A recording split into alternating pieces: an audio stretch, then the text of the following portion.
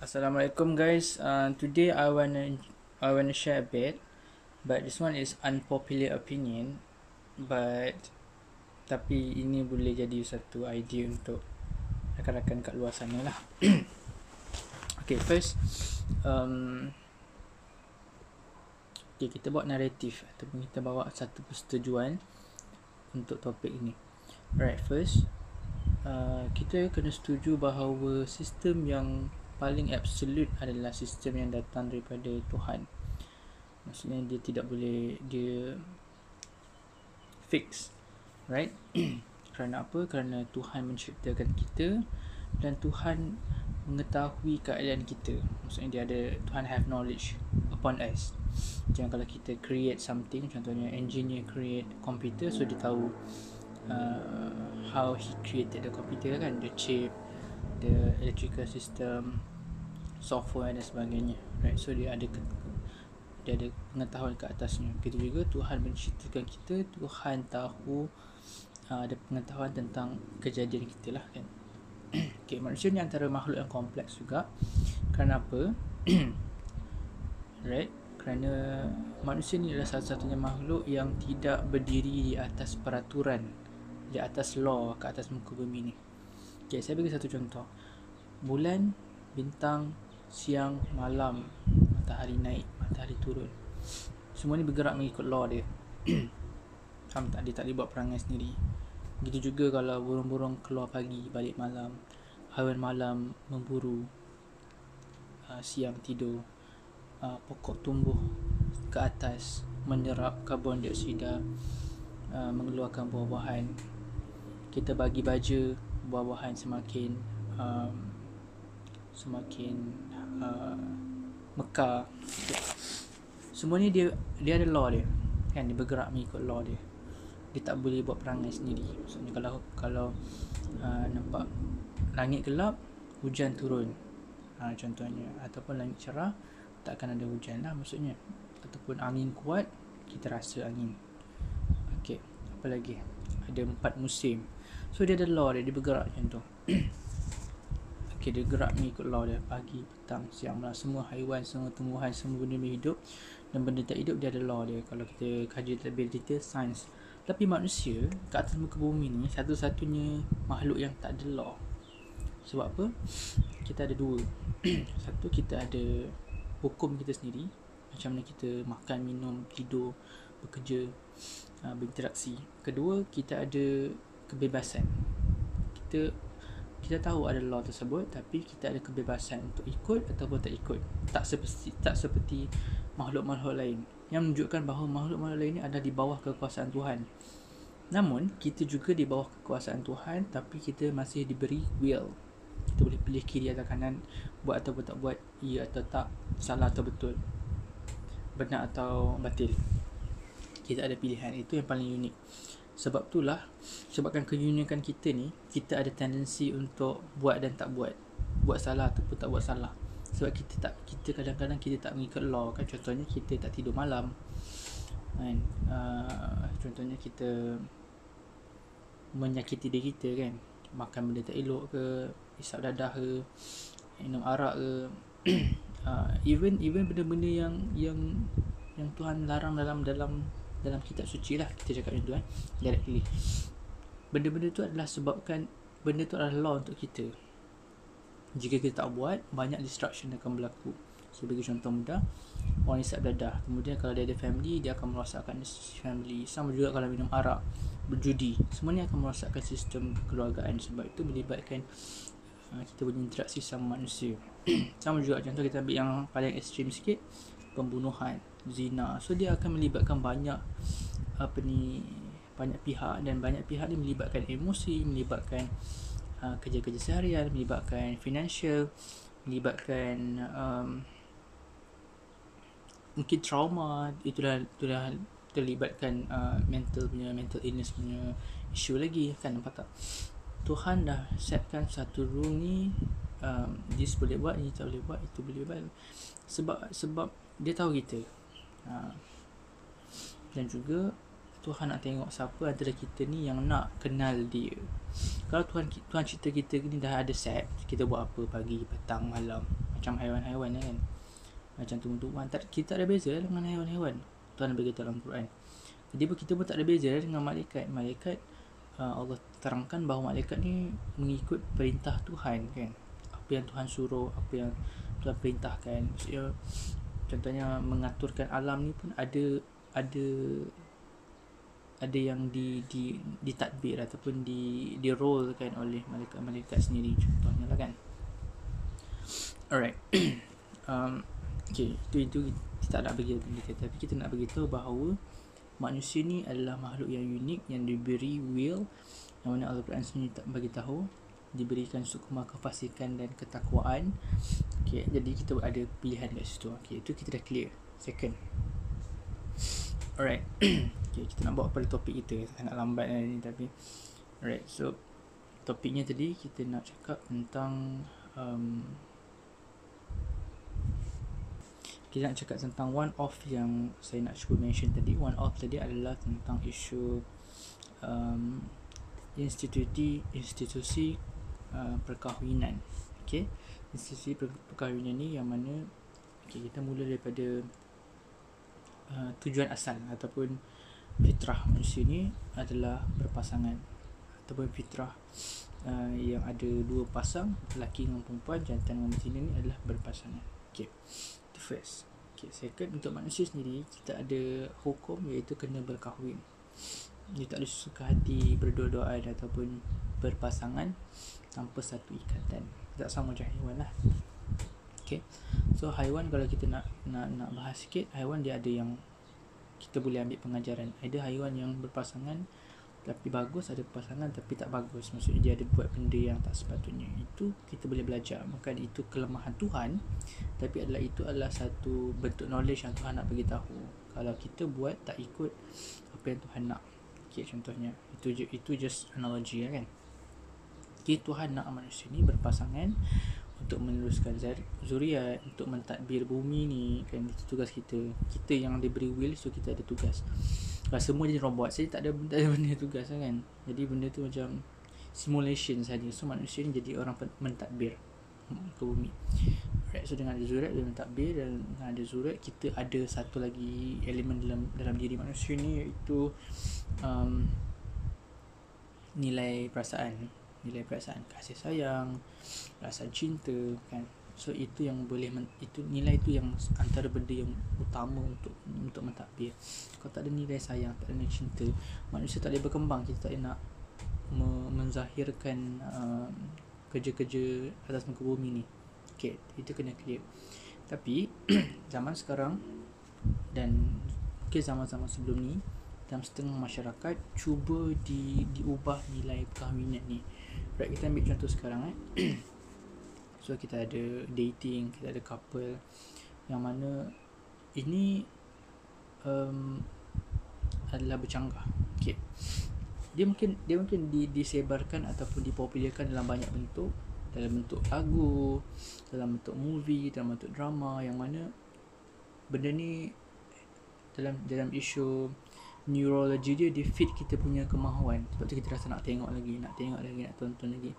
Sedangkan dalam realiti kehidupan seharian, relationship antara belia dan jantina ni dia ada naik turun dia. Kalau kita tengok dalam movie, dalam drama ataupun dalam lagu, dia adalah satu perasaan euforia. Terlalu banyak difitkan kegembiraan kepada kita. Kita merasakan bila dalam realiti kita rasa ada something wrong. Padahal memang dalam kehidupan seharian memang akan ada naik turun. Itu memang normal. Okay, itu satu perkara kita kena tangkap dulu yang tu Okay, second, so sekarang kita ada isu mental illness, kita ada isu abusive, kita ada isu manipulatif, kita ada isu red flag yang mana yang dibahaskan dalam melibatkan relationship lah. Saya tak ada masalah, cumanya ini hanyalah cara halus, kita panggil syaitan lah, untuk mempromosikan nilai bukan kahwin, iaitu nilai couple, nilai kenal-kenal, nilai dating, nilai tak kahwin. Sebab apa? Sebab Tuhan dah gariskan manusia ni bila berkahwin, baru dia punya sense of masculine dengan feminine tu bekerja. Maksudnya dia ada tanggungjawab. Okay, kita abaikanlah kes-kes kecil yang mana yang dah kahwin tapi tak menjawab. Tapi kita boleh ambil pengajaran yang itu. Let's say kita ambil that case, kita bahas sekejap. Mungkin adalah produk daripada kecil ataupun daripada tingkat family, dia tidak diasuh dengan baik. Okay, maksudnya ada peluang lain. Maksudnya kat luar tu ada peluang lain untuk sama-sama belajar secara masyarakatnya, secara kolektif. Tapi bila dia zaman sekarang ni, ada lagi satu cabang lah, kita keluar sikit iaitu cabang individualism, yang mana Islam sendiri tak promote individualism. Maksudnya kita kena sama-sama berkasih sayang sama sahabat-sahabat, kasih sayang sama jiran-jiran, kan ambil tahu. So kita ada sembahyang jemaah kat surau masjid, itu antara salah satu platform untuk kita bersilaturahim. Okay, itu maksudnya itu yang antara benda lain yang boleh menyumbang kepada ketidakstabilan. Maksudnya saya nak promosikan bahawa Islam dah complete dah. Kalau kita buat semua benda ni, kita nampak dia sangat berkait rapat. Okay, kita balik kepada isu kahwinan tadi. So timbulnya isu red flag, isu laki macam ni, isu perempuan macam ni, isu curang, isu ni, semua isu ni tak sepatutnya dipromosikan ataupun tak sepatutnya berlaku. Bila orang tanya nasihat pasal kita ada perasaan, okay, yang influencer tu kononnya bagi nasihat tu, sebenarnya kita sekarang tengah mempromosikan hubungan sesama beza jenis, yang mana benda tu sepatutnya in the first place tak wujud pun. Faham tak? Benda tu tak sepatutnya wujud. So kita mewujudkan tu, dan bila berlaku benda-benda yang tak sepatutnya itu, benda tu memang sepatutnya berlaku. Sebab secara nature-nya kita kena berkahwin, bukan kena berasingan. So bila kita berkahwin, kita ada satu fasa yang betul lah, iaitu fasa ta'aruf, kenal secara family, kenal secara kawan-kawan, kenal secara detail. So baru kita boleh buat keputusan, baru buat hidup bersama. Dan dekat situ baru valid kalau kita nak discuss isu red flag ke, isu dalam perkahwinan ke, semua benda tu dah ada orang bahas lah kan dalam relationship, kena buat apa, kena buat ini, kena buat itu. Tapi secara couple, secara dating ni, benda tu kita tak nak buat. Sebab ada half yang kita boleh bersama-sama buat, dan half kita tak boleh bersama-sama buat. Dia tak nak bagi 100% commitment dalam relationship tu, sebab dia tak ada ikatan. Jadi no point untuk kita bahas isu-isu yang dalam rangka couple ataupun dating. Okay, saya bukan nak terlalu radikal untuk menentang kes ni, tapi kita kena menegakkan benda yang betul. Okay, kalau kita asyik discuss isu-isu yang negatif, yang pada akhirnya kita masih lagi mempromosikan isu dating, there's no point. Maksudnya at least kita bawa benda tu kepada rangka ataupun skop ataupun perbahasan dalam perkahwinan, itu bagus. Sebab apa? Itu akan mempromosikan satu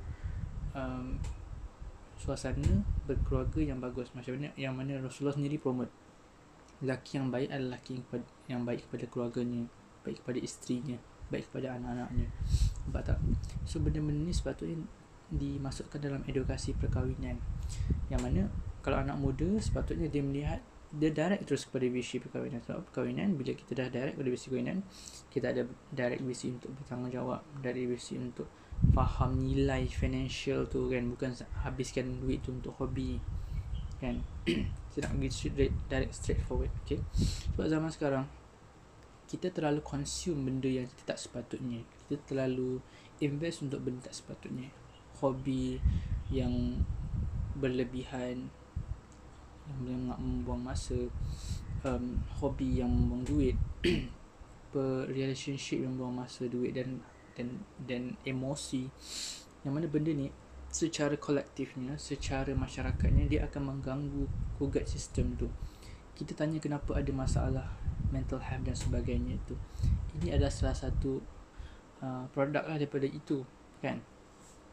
Banyak perkara kita boleh pecahkan, kita boleh huraikan, kita boleh tengok secara kecil-kecilan, tapi saya tak dapat nak share kat sini dalam masa yang sangat pendek. Cuma saya nak bagi itu satu idea kat situ lah, supaya kita sama-sama fikir kita buat something yang betul, dan daripada situ kita boleh lihat outcome dia. Alright, saya nak kongsi sikit yang tadi saya ada mention tentang invest. Invest. Kita banyak invest. Okay, kita bagi satu senario lah kan, untuk mudah nampak. Alright. Kita tak salahkan apa-apa, tapi kita nak semua orang buka mata, sedar tentang sistem ni. Alright, let's say kita cakap sistem hiburan, sistem keuangan, sistem mentality. Okay, sistem hiburan feed kita untuk habiskan masa, habiskan duit, habiskan attention kepada itu. Okay, let's say sebab saya keluarkan 3 tadi kerana saya melihat daripada sudut, bukan sudut agama, tapi lebih kepada sudut membangunkan diri, self growth. Okay, so bila saya google, saya baca kat YouTube, saya dengar kat YouTube dan sebagainya, benda ni adalah sangat berkait rapat dengan apa yang Tuhan cuba sampaikan dalam agama,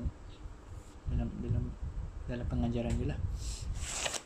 Okay, first, hiburan. So bila kita terlalu mengutamakan hiburan, let's say kita dah spend masa kita untuk hiburan, tak kisahlah social media, YouTube, mungkin muzik-muzik yang kita pergi sebagainya, ataupun apa-apa yang melibatkan hiburan yang kita rasa terhibur, kita akan spend kita punya jiwa kita kat situ. So bila dalam realitinya, kalau contoh kita masuk dalam dunia family, kita rasa terganggu bila anak-anak perlukan attention, nampak tak? Sebab kita punya attention telah dividekan, dibahagikan. So ni akan merosakkan institusi kekeluargaan dan jangka masa panjang.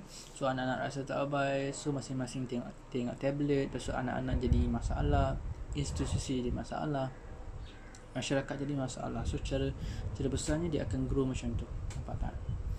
Alright. Hiburan, kemudian kewangan. Alright, so kewangan saya nak introduce pasal sistem riba ataupun sistem interest. So sistem interest ni membuatkan dia selari dengan apa yang dipromosikan dalam perniagaan. So orang berniaga supaya orang beli. So cara untuk orang beli, dia buat marketing. So bila marketing tu orang tertarik nak beli.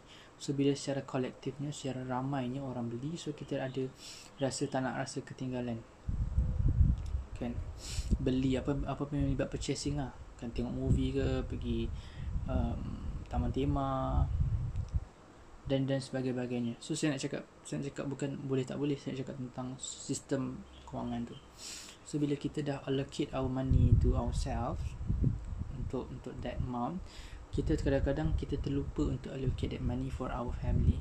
Sebab our family comes first, our self come first, needs come first. Tapi bila kita dah allocate for that pleasure yang sementara, kita akan masalah kan. Lagi-lagi zaman social media dan semua orang masuk ke dalam social media, semua orang ingin merasai kesenangan yang sama. So semua orang berlumba-lumba untuk mendapatkan kesenangan yang sama, walhal kesenangan itu sementara. Dan inilah yang menyebabkan anak muda zaman sekarang dia mengabaikan untuk berkahwin, sebab dia lihat spending untuk kahwin tu banyak, komitmen untuk kahwin tu banyak, sedangkan masa dan wang dan tenaga dia dah spend untuk keseronokan sementara tadi. Faham tak? Patutnya kita mempromosikan keseronokan selama-lamanya kan, secara eternalnya lah. Saya tak tahu nak cakap macam ni, tapi macam tu lah. Alright. So secara ribanya, so contohnya pinjam untuk beli, let's say beli motor yang mahal ataupun kereta yang mahal. So in return, kita dah kurangkan portion untuk family, untuk diri sendiri, untuk orang lain. Untuk orang lain kita istilahkan untuk tolong orang lain. Kadang-kadang Islam mempromosikan kita bersedekah, mempromosikan kita menolong orang lain. Itu antara cara untuk kita tolong orang lain dah, dengan bersedekah. Bila kita tolong orang lain lebih senang secara sosialnya, secara masyarakatnya. Orang tu bila dah senang, ataupun siapa-siapa bila dah terisi perutnya, so dia boleh menjalani kehidupan dengan baik, berkeluarga dengan baik, bekerja dengan baik. Nampak tak? Dia bila satu kerisauan dah hilang, so dia boleh menjalani kehidupan manusia dengan baik secara kolektif dan secara masa panjang. Dia akan menjadikan satu masyarakat negara yang baik. Nampak tak, kita terlepas perkara tu. Jadi kita hanya spend pentingkan diri, semua orang pentingkan diri kan. Dalam social media pun ada promosi tentang self love. Okay, sekali lagi saya disclaimer, tak ada masalah, cuma saya nak beritahu tentang dalam rangka subtopik tadi. So lagi satu adalah dari segi masa pun dah 20 minit. Saya rasa itu saja. Ya, lagi satu point nanti kita boleh discuss lah kalau masih ada persoalan. So ini hanyalah rangka ringkas untuk saya juga practice this idea, so that dalam ngobrolan di warkop nanti bolehlah kita share. Nampak? Itu saja dari saya. Assalamualaikum. Apa-apa boleh komen di bawah. Bye.